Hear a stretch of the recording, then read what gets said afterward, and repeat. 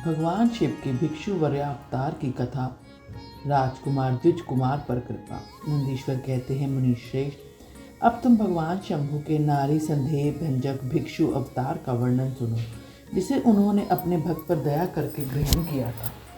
विदर्भ देश में सत्यरथ नाम से प्रसिद्ध एक राजा थे, जो धर्म में तत्पर, सत्यशील और बड़े बड़े शिव भक्तों से प्रेम करने वाले थे। धर्मपूर्वक पृथ्वी का पालन करते हुए उनका बहुत सा समय सुखपूर्वक व्यतीत हो गया। तदंतर किसी समय शाल्य देश के राजाओं ने उस राजा की राजधानी पर आक्रमण करके उसे चारों ओर से घेर लिया। बलोन्मत्त शाल्व देशीय क्षत्रियों के साथ, जिनके पास बहुत बड़ी सेना थी, राजा सत्यरथ का बड़ा भयंकर युद्ध हुआ था। शत्रुओं के साथ दारुण युद्ध करके उनकी बड़ी भारी सेना नष्ट हो गई। फिर देव योग से राजा भी शाल्वों के हाथों मारे गए। उन नरेश के मारे जाने पर मरने से बचे हुए सैनिक मंत्रियों सहित भय से विहर हो भाग खड़े हुए। उस समय विदर्भ राज सत्यरथ की महारानी शत्रुओं से घिरी होने पर भी कोई प्रयत्न करके रात के समय अपने नगर से बाहर निकल गई। वे गर्भवती थी, अतः शोक से संतप्त हो भगवान शंकर के चरण वंदनों का चिंतन करती हुई वे धीरे धीरे पूर्व दिशा की ओर बहुत दूर चली गई। सवेरा होने पर रानी ने भगवान शंकर की दया से एक निर्मल सरोवर देखा। उस समय तक वे बहुत दूर का रास्ता तय कर चुकी थी। सरोवर के तट पर आकर वे सुकुमारी रानी एक छायादार वृक्ष के नीचे बैठ गई। भाग्यवश उसे निर्जन स्थान में वृक्ष के नीचे ही रानी ने उत्तम गुणों से युक्त शुभ मुहूर्त में एक दिव्य बालक को जन्म दिया, जो सभी शुभ लक्षणों से संपन्न था। देववश उस बालक की जननी महारानी को बड़ा जोर की प्यास लगी। तब वे पानी पीने के लिए उस सरोवर में उतरी। इतने में ही एक बड़े भारी ग्राह ने आकर रानी को अपना ग्रास बना लिया। वह बालक पैदा होते ही माता पिता से हीन हो गया और भूख प्यास से पीड़ित हो गया। उस तालाब के किनारे जोर जोर से रोने लगा। इतने में ही उस पर कृपा करके भगवान महेश्वर वहां आ गए और उस शिशु की रक्षा करने लगे। उन्हीं की प्रेरणा से एक ब्राह्मणी अकस्मात वहां आ गई। वह विधवा थी, घर घर भीख मांगकर जीवन निर्वाह करती थी और अपने 1 वर्ष के बालक को गोद में लिए हुए उस तालाब के तट पर पहुंची थी। उसने एक अनाथ शिशु को वहां क्रंदन करते देखा। निर्जन वन में उस बालक को देखकर ब्राह्मणी को बड़ा विस्मय हुआ और वह मन ही मन विचार करने लगी, ओह, यह मुझे इस समय बड़ा आश्चर्य की बात दिखाई देती है कि यह नवजात शिशु, जिसकी नाल भी अभी तक नहीं कटी है, पृथ्वी पर पड़ा है। इसकी माँ भी नहीं है, पिता आदि दूसरे कोई सहायक भी यहाँ नहीं दिखाई देते। क्या कारण हो गया, ना जाने यह किसका पुत्र है। इसे जानने वाला यहाँ कोई भी नहीं, जिससे इसके जन्म के विषय में पूछूं। इसे देखकर मेरे हृदय में करुणा अत्यंत उत्पन्न हो गई है। मैं इस बालक का अपने और से पुत्र की भांति पालन पोषण करना चाहती हूँ, परंतु इसके कुल और जन्म आदि का ज्ञान न होने के कारण इसे छूने का साहस नहीं होता। ब्राह्मणी जब इस प्रकार विचार कर रही थी, उस समय भक्तवत्सल भगवान शंकर ने बड़ी कृपा की। बड़ी बड़ी लीलाएं करने वाले महेश्वर एक सन्यासी का धारण रूप करके वहां आ पहुंचे। वहां वह ब्राह्मणी संदेह में पड़ी हुई थी और यथार्थ बात को जानना चाहती थी। श्रेष्ठ भिक्षु का रूप धारण करके आए हुए करुणा निधान शिव ने उससे हंसकर कहा, ब्राह्मणी, अपने चित्त में संदेह और खेद को स्थान ना दो। यह बालक परम पवित्र है, तुम इसे अपना पुत्र ही समझो, प्रेम पूर्वक इसका पालन करो। ब्राह्मणी बोली, प्रभु, आप मेरे भाग्य से ही यहाँ पधारे हैं। इसमें संदेह नहीं है कि मैं आपकी आज्ञा से इस बालक को अपने पुत्र की भांति ही पालन पोषण करूंगी। तथापि मैं विशेष रूप से यह जानना चाहती हूँ कि वास्तव में यह कौन है, किसका पुत्र है और आप कौन हैं जो इस समय यहाँ पधारे हैं। भिक्षुवर, मेरे मन में बार बार यह बात आती है कि आप करुणा सिंधु शिव ही हैं और यह बालक पूर्व जन्म में आपका भक्त रहा है। किसी कर्म दोष से यह इस दुर्अवस्था में पड़ गया है और इसे भोग कर यह पुनः आपकी कृपा से परम कल्याण का भागी होगा। मैं भी आपकी माया से ही मोहित हो मार्ग भूल कर यहाँ आ गई हूँ। आपने इसके पालने के लिए मुझे यहाँ भेजा है। भिक्षुवर शिव ने कहा, ब्राह्मणी, सुनो, यह बालक शिव भक्त विदर्भ राज सत्यरथ का पुत्र है। सत्यरथ को शाल्व देशीय क्षेत्रियों ने युद्ध में मार डाला और उनकी पत्नी अत्यंत व्यग्र में हो रात में शीघ्रतापूर्वक अपने महल से बाहर आ गई। उन्होंने यहाँ आकर इस बालक को जन्म दिया। सवेरा होने पर वह प्यास से पीड़ित हो सरोवर में उतरी। इस समय देववश एक ग्रह ने उसे अपना आहार बना लिया।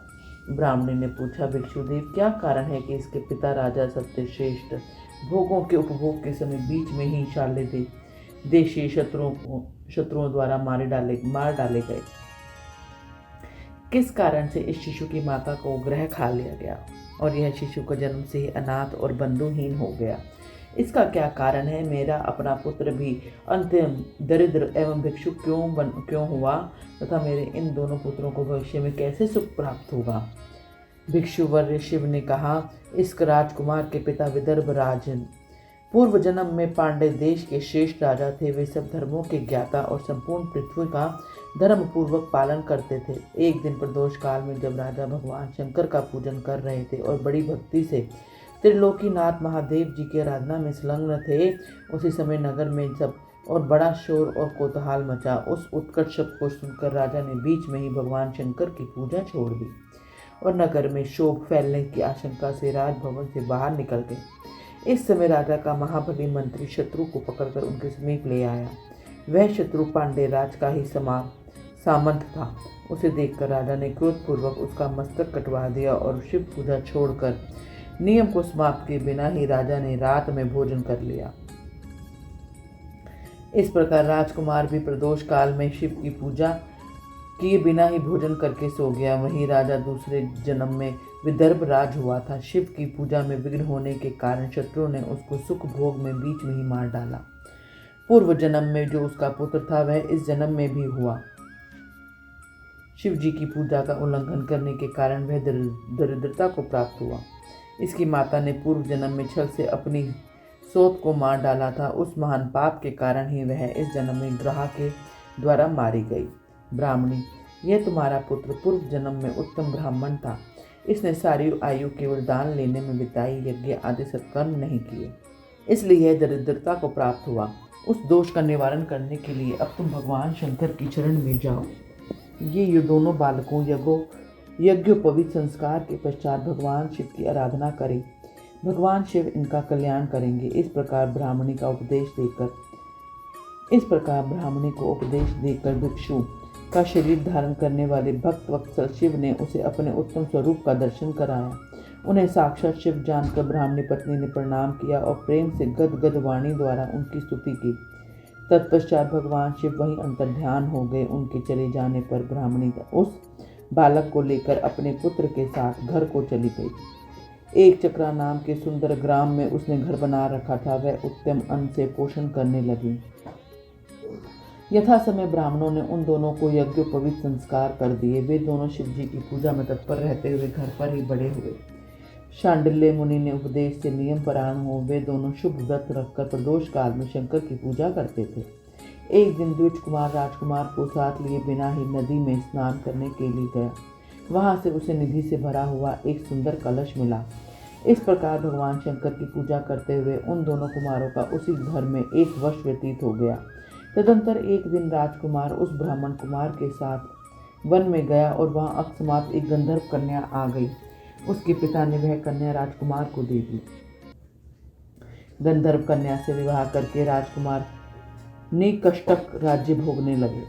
जिस ब्राह्मण पत्नी ने पहले अपने पुत्र की भांति उसका पालन पोषण किया था वही उस समय राजमाता हुई और वह ब्राह्मण कुमार उसका भाई हुआ। राजा का नाम धर्मगुप्त था। इस प्रकार देवेश्वर शिव की आराधना करके राजा धर्मगुप्त अपनी उस रानी के साथ विदर्भ देश में रजोचित सुख का भोग करने लगे। यह मैंने उस तुमसे शिव के भिक्षु वर्य अवतार का वर्णन किया है जिन्होंने राजा धर्मगुप्त को बाल्यकाल में सुख प्रदान किया था। वह पवित्र आख्यान पापहारी परम पावन चारों पुरुषार्थों का साधक तथा संपूर्ण अभिष्ट को देने वाला है। जो प्रतिदिन एकाग्रचित होकर इसे सुनता या सुनाता है वह इस लोक में संपूर्ण भोगों को उपयोग करके अंत में भगवान शिव के धाम को चला जाता है। बोलो हर हर महादेव।